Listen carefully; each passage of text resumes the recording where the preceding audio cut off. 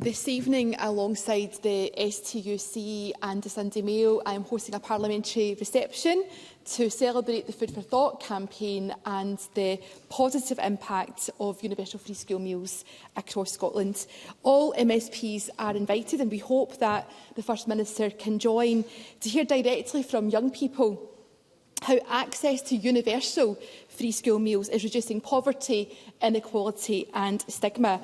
Further to comments he reportedly made in the Daily Record, can the First Minister provide an update on the rollout of universal free school meals in primary schools and on the pilot programme to be launched in secondary schools? First Minister. I can say to Monica Lennon and for others that have an interest in this issue, of course, the SNP-led government is the party of universalism. That is why, of course, we abolished tuition fees, something that Keir Starmer's Labour Party, of course, are not going to be doing. It's why we're the party of the baby box. It's why we're the party, of course, that has introduced universal free school meals P1 to P5.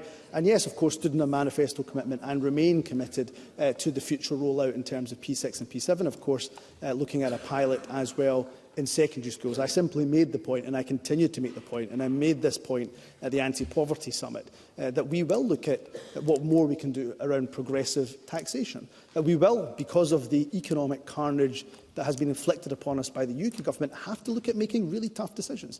We will have to look at targeting, of course, across a range of potential policy areas. There's not a conflict between universalism and being targeted. Yes, there are some rights that should be universal, such as the right to a free education, to free university education. They are rights. They are not benefits. They are not luxury. At the same time, we should absolutely make sure we're being targeted where we can, such as, for example, the Scottish Child Payment, that game-changing intervention which is helping the poorest in our society. So we are the party that is both, of course, the party of universalism, but also the party that makes sure we target our resources towards those that absolutely need the most help, particularly in the face of a UK government that is inflicting harm upon harm on the poorest in our society.